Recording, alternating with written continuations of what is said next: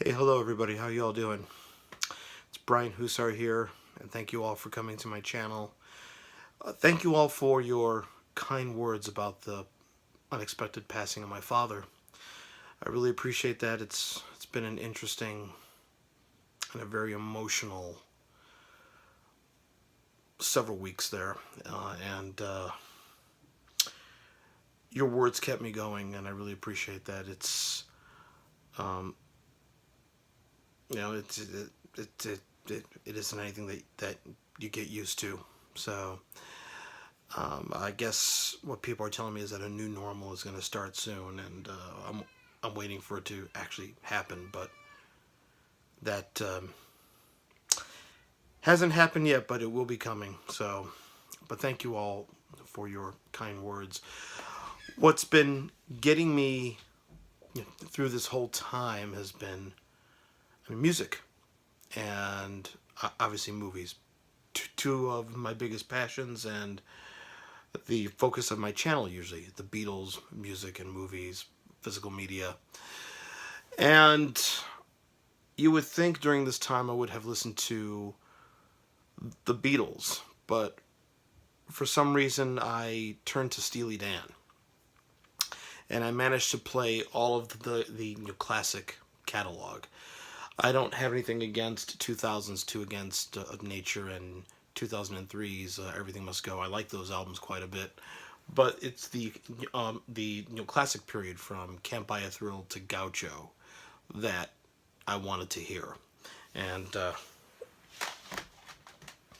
these are the 1999 remasters that Becker and Fagan oversaw with their original engineer. Can't Buy a Thrill, Countdown to Ecstasy, Pretzel Logic, Katie Lied, The Royal Scam, one of my favorites by them, and I'm planning on doing a classic album video on The Royal Scam. I think it's a great album. Everybody talks about Asia, but there is something about this album that stays with me, and I like this one a lot, actually. And of course, Asia, the masterpiece, they're Sgt. Pepper, actually. And the last album before the break, Gaucho. I think I'm going to do a review of this one too, because a lot of issues on this one that they even acknowledge. The 99 remasters have liner notes by Donald Fagen and Walter Becker that are extremely hilarious, where they take the piss out of everything, including themselves. And the one on Gaucho is extremely hilarious because they talk about how problematic the album actually is, especially for them and what it did. And in addition to these, by the way, I have these on vinyl as well, or a good chunk of these on vinyl. But the 1999 remasters, 99, 2000, and then long gap, and then finally Gaucho came out in 2001. I prefer these. I think they are the best sounding of Steely Dan's reissues, and even though the original vinyl copies were mastered by Bob Ludwig, Doug Sachs, a lot of great people, somehow these CDs have a slight edge. And Steely Dan, Becker and Fagan, they liked everything pristine, sometimes too pristine, which is the issue with Gaucho. But I think their music suits the CD format. I don't want to say the digital streaming format, because thanks to Verizon and my iPhone, I'm able to get Apple Music for free. So I've been streaming a lot lately, and I still don't like the quality. But those 99, 2000, and 2001 remasters of the original catalog that they oversaw with their hilarious liner notes, especially the one for Asia, they just sound so good. And I needed those sarcastic lyrics and those jazz chord changes, those augmented sevenths and things like that. I needed that, and it got me through, as well as Donald Fagen's Nightfly trilogy. Although I just had managed to play the Nightfly in 1982. Don't have this on vinyl. I wish I did. The CD I don't think was ever remastered. I don't think it needs it though.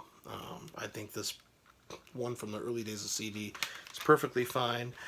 That he followed that up with his his second solo album, Kamakiriad, which came out in '93, I believe. Yep, '93. And this was sort of a reunion between him and Walter Becker, because Walter Becker produced it. Even though they didn't co-write the songs together, you might as well call this a Steely Dan album, basically, because Becker produced it.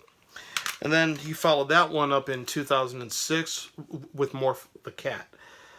Steely Dan, they never did any sort of concept albums by themselves, or under the name Steely Dan. Becker and Fagen never did a concept album, but these three are concept albums, and they're now known as the Nightfly trilogy. Nightfly, I'm focusing on when he was growing up, Donald Fagen, something that they never did under the Steely Dan name. The closest Becker and Fagen ever came to a personal autobiographical song would be Deacon Blues off of Asia. But here he's tackling his childhood head on. IGY was the big hit off this one. What a beautiful world this will be. What a glorious time to be free. Kamakiriad is the future, or maybe the present, actually. But it's the future. It's a song cycle about this guy in the future who takes you on a journey through all these futuristic exploits he does. And there's a lot of other things happening. But Morph the Cat is the real serious one. It's about mortality. And it's about death. But these are just as equally as good as anything Steely Dan had put up. And actually, I wish Steely Dan was able to do another album, but unfortunately Walter Becker passed, so that's not going to happen. And considering Rocket Man is opening this week, and I got tickets for me and my goddaughter to go see it on Sunday at the Dolby Cinema at AMC. Not really a big fan of AMC. Being in Arizona, I love the Harkins chain, but Harkins large format Dolby Atmos theaters are a bit further away than what I want to drive. I don't want to drive to Scottsdale or Goodyear. But I got tickets for Rocket Man, so I decided to play a lot of Elton John. I'm a big Elton John fan, but I stuck with an early one. And forgive me for dipping in and out of frame, unedited, just to get something up. And the third album, Tumbleweed Connection. This is an original U.S. Vinyl copy with the booklet in it. As you can see, the lyric on the booklet that came with it. And this is the 1995 remaster on CD with bonus tracks. I like Tumbleweed Connection a lot. This is Superstar. He was making his waves. He wasn't really interested in commercial success at that time. The big one off that album is Burnt Down the Mission, but then there's Country Comfort, there's Amarina, which is a great tune. There's Where To Now St. Peter, another great tune. Just great tunes with an Old West Americana vibe to it, inspired by the band. And eventually I'm going to do a classic album review of that one as well, because it's one of my favorite Elton John albums. And what I've been watching.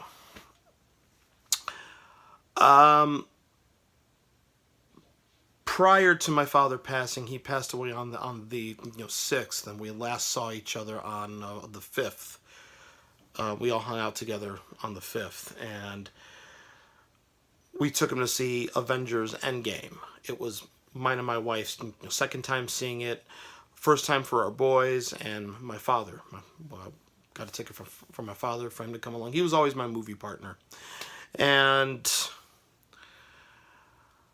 I got him into the Marvel Cinematic Universe. For people that know me, they know I love the Marvel Cinematic Universe, and it's kind of an obsession, beginning with Iron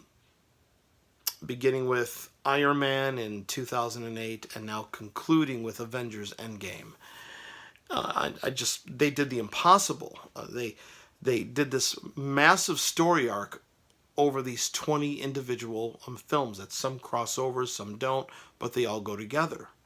And I was getting my father into it. He was actually sending me text messages prior to going to see Endgame. Just got done watching Captain America: Civil War. I'm watching Ant-Man now. And I'm like, you need to watch Doctor Strange next. And he wasn't watching them in any order. But it was great seeing him get into an obsession of mine. So he was all set for Avengers Endgame. I remember when we walked out of the theater. Spoiler alert, he's like, I can't believe they killed my favorite character. Spoiler alert, if you haven't seen it. It's like, I can't believe they killed Black Widow. But because of that, I was watching a lot of the MCU films. Was planning on doing a video about that, but there's plenty of other great videos on YouTube about the MCU. But I had to watch Infinity War again on 4K, and they just issued the entire Captain America trilogy: Captain America: First Avenger, Captain America: Winter Soldier, and Captain America: Civil War. I didn't watch First Avenger, which I do have on 4K disc, but I did watch Captain America: Winter Soldier, which was the best MCU film for a long time, and Captain America: Civil War. The 4K discs are great. Dolby Atmos sound. If there's one thing that does tick me off about Disney, is that they don't support Dolby Vision, and the regular Blu-rays, they don't put the Dolby Atmos track on the regular Blu-ray, and I think that's crap. Another video I plan on doing are the pluses and minuses of 4K discs. And that's a minus. If they do a 4K transfer, they don't put the 4K transfer on a new Blu-ray disc. Usually. They'll package it with the old Blu-ray. Spend the time and effort on a 4K transfer and you can't put it on the Blu-ray. Something about that I don't like. But anyways, that's what I've been watching. That's what I've been listening to. And thank you so much. This is running long, so I really appreciate your patience. Thank you so much. And thank you for your kind words. I'll be back with more videos, fancy edited and things like that. And thank you so much for sticking with me. Really means a lot. Glad to have you guys. Please be safe and take care of yourselves.